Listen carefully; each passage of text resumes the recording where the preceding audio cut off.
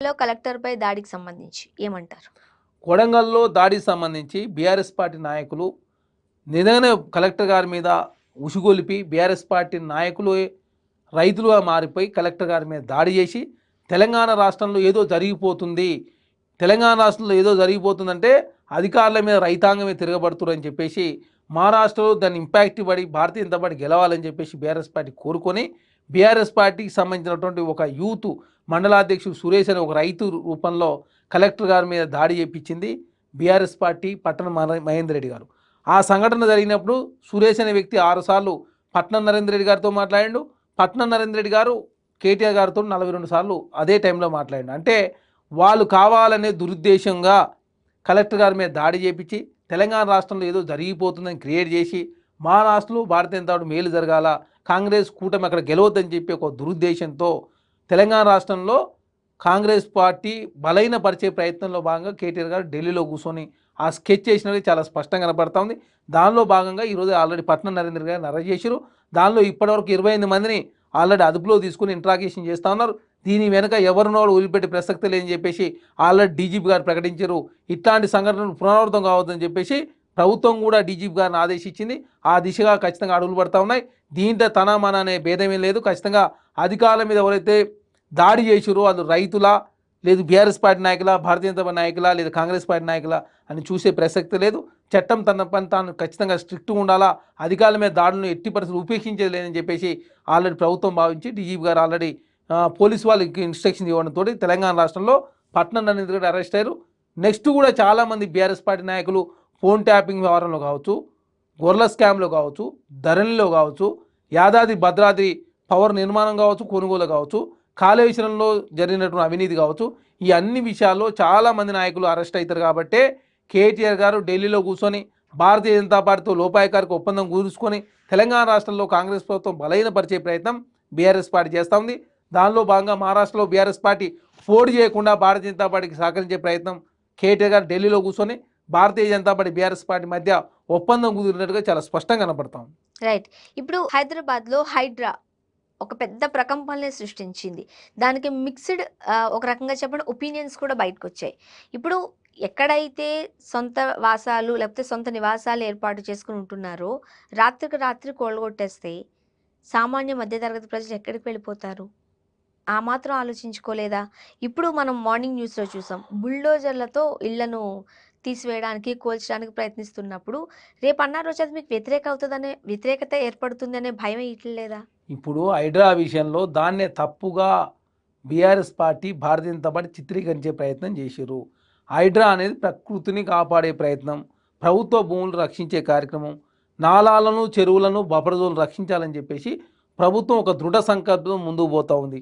మద్రాసుకు, బెంగళూరుకు, అదేవిధంగా ఢిల్లీకి వచ్చిన పరిస్థితి హైదరాబాద్లో రావద్దని చెప్పేసి కాంగ్రెస్ ప్రభుత్వం కోరుకొని హైడ్రా సంస్థను ఏర్పాటు చేసినట్లయితే హైదరాబాద్లో ప్రకృతి బాగుంటుంది, చెరువులు బాగుంటాయి, చెరువులు బాగుంటే అండర్గ్రౌండ్ వాటర్ బాగుంటుంది, ఈ నాలాల కబ్జా కావచ్చు, ఇవన్నీ కూడా ప్రకృతి విఘాతం కలిస్తాయని చెప్పేసి ప్రభుత్వం ఒక మంచి నిర్ణయం తీసుకున్నప్పుడు BRS party Bharatiya Janata party సహకరించకపోగా అనవసరంగా చిన్న చిన్న సంఘటనలు చూపించి తెలంగాణ రాష్ట్ర వ్యాప్తంగా దాని ప్రకంపనలు క్రియేట్ చేసే ప్రయత్నం BRS party Bharatiya Janata party చేస్తా ఉన్నాయి తప్ప మొదటగా ఏమన్నా ఐడియా అనేది జివో ద్వారా ఏర్పడది, రంగనాథ్ గారికి పవర్స్ ఎక్కడే అన్నారు.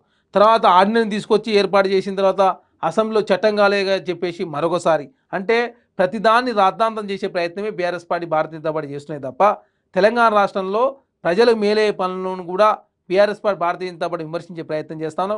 హైడ్రా కావచ్చు, మూసీ కావచ్చు, తెలంగాణ రాష్ట్రంలో ఖచ్చితంగా కాంగ్రెస్ ప్రభుత్వం చెప్పిన మాట ప్రకారం మూసీని పునర్జీవింపజేసుడు, హైడ్రా ద్వారా చెరువులు కావచ్చు, ప్రభుత్వ భూములు కావచ్చు, పార్క్ స్థలాలు కావచ్చు, నాలాలన్నీ కూడా రక్షించి హైదరాబాద్ ప్రకృతిని కాపాడాలని చెప్పి ప్రభుత్వం భావిస్తూ ఉంది. ఆ దిశగానే రంగనాథ్ గారి నేతృత్వంలో హైడ్రా పనిచేస్తుంది. మూసీ కూడా ఖచ్చితంగా డిపిఆర్లు వచ్చిన తర్వాత ఖచ్చితంగా వారికి సంబంధించి కూడా మూసీని ఏ విధంగా అభివృద్ధి చేస్తాం, భవిష్యత్తులో మూసీ అనేది మంచి పునర్జీవింపజేసినట్లయితే ప్రపంచ దేశాల్లో ఉన్నటువంటి గొప్ప గొప్ప నగరాలతో హైదరాబాద్ పోటీ పడాలని చెప్పేసి ప్రభుత్వం భావిస్తూ ఉంది. ఆ దిశగానే అడుగులు పడతా ఉన్నాయి. రైతాంగాన్ని రెచ్చగొట్టే ప్రయత్నం BRS party Bharatiya Janata party రెండు కలిసి ఆలోచన మంచిదే, బట్ ఆచరణలో ఎక్కడో గాడి తప్పుతున్నారు. మరి అంటే ఏళ్ల తరబడి ఆవాసాలు ఏర్పాటు చేసుకున్న ప్రజల పరిస్థితి ఏంటి? ఇక్కడ ప్రజలకు నష్టమే పనులు ఎక్కడ కాంగ్రెస్ ప్రభుత్వం చేయదు. రాత్రికి రాత్రి ఇల్లు ఇక్కడ అవన్నీ కూడా బఫర్ జోన్లో వాళ్ళకి సంబంధించిన ల్యాండ్సే కాదు, గవర్నమెంట్ భూములలో ఉన్నటువంటి స్ట్రక్చర్ని ప్రభుత్వం తొలగిస్తుంది. ఇంకోటి, చెరువు దగ్గర ప్రైవేట్ భూమి ఉన్నా కూడా ఎఫ్టీఏలో బఫర్ ఉంటే నువ్వు అక్కడ స్ట్రక్చర్ ఓన్లీ వ్యవసాయం మాత్రం చేసుకోవాలి. అది కూడా ఒకటే కారు, వానాకాలంలో ఎట్టి పరిస్థితులు అక్కడ మునిగిపోతుంది. వర్షాకాలం పోయిన తర్వాత ఓన్లీ ఎండాకాలంలో మాత్రమే సెకండ్ క్రాప్ మాత్రం వేసుకునే వెసులుబాటు ఉంటుంది తప్ప మీ ఇష్టం వచ్చినట్టు స్ట్రక్చర్లు ఏర్పాటు చేసుకొని ఎఫ్టీఎల్ బఫర్ను మొత్తం ధ్వంసం చేస్తుంటే ప్రస్తుతం ప్రకృతి విఘాతం వచ్చి బాంబే మద్రాసుకు వచ్చిన పరిస్థితి వస్తే హైదరాబాద్ కోలుకోకుండా అవుతుంది. కాబట్టి మొత్తం ఒక 1 అవర్ 2 అవర్స్ వర్షం పడితేనే హైదరాబాద్ అతలాకుతలం అవుతా ఉంది. అట్లాంటి పరిస్థితి రావద్దు. ఖచ్చితంగా చెరువుకు మధ్య ఉన్నటువంటి నాలాలన్నీ క్లీన్ చేసి తప్ప హైదరాబాద్ అంధకారం అయ్యే పరిస్థితి ఉంటుంది. కాబట్టి అవన్నీ రక్షించే ప్రయత్నంలో కాంగ్రెస్ ప్రభుత్వం ముందుకు పోతే అనుకున్న లక్ష్యాలు నిజంగా నెరవేరినాయి అనుకోండి, బీఆర్ఎస్ పార్టీ భారతీయ జనతా పార్టీకి ఈ 41 నియోజకవర్గాల్లో ఓట్లు కూడా రావు, డిపాజిట్ కూడా రావు. కాబట్టి దీని ప్రాథమిక దశల్ని అడ్డుకొని ఇవి మంచి పనులు చేయకుండా చూసుకునే దానిలో BRS party Bharatiya Janata party ముందుకు పోతున్నాయి తప్ప కాంగ్రెస్ ప్రభుత్వం ఎట్టి పరిస్థితుల్లో పేద వర్గాలకు మధ్యతరగతి ప్రజలకు నష్టమే పనులు ఎక్కడ చేయదు. ఖచ్చితంగా పేద వర్గాల కోసం కాంగ్రెస్ ప్రభుత్వం చాలా ఇందిరమ్మ ఇండ్లు ఇచ్చి రానాడు, నెక్స్ట్ కూడా ఇందిరమ్మ ఇండ్లు ఇచ్చబోతా ఉన్నాం 3500 ప్రతి నియోజకవర్గానికి. ఖచ్చితంగా పేద వర్గాలకు ఏది చేసినా కూడా అది కాంగ్రెస్ ప్రభుత్వం చేసింది తప్ప BRS party Bharatiya Janata party ఎలాంటి మేలు చేయకపోగా తెలంగాణ పెద్ద ఎత్తున లూటీ చేసి 6,71,000 కోట్ల రూపాయలు అప్పు చేసి ప్రతిరోజు వడ్డీకి అప్పు 193 కోట్ల రూపాయలు చెల్లిస్తూ ప్రతి గంటకు 8 కోట్ల రూపాయలు చెల్లిస్తూ నెలకు 6,700, సంవత్సరానికి 67,000 కోట్ల రూపాయల అప్పు కూడి చెల్లిస్తూ ఆర్థిక పరిస్థితిని గాడిలో పెట్టే ప్రయత్నం కాంగ్రెస్ ప్రభుత్వం చేస్తూ ఉంది.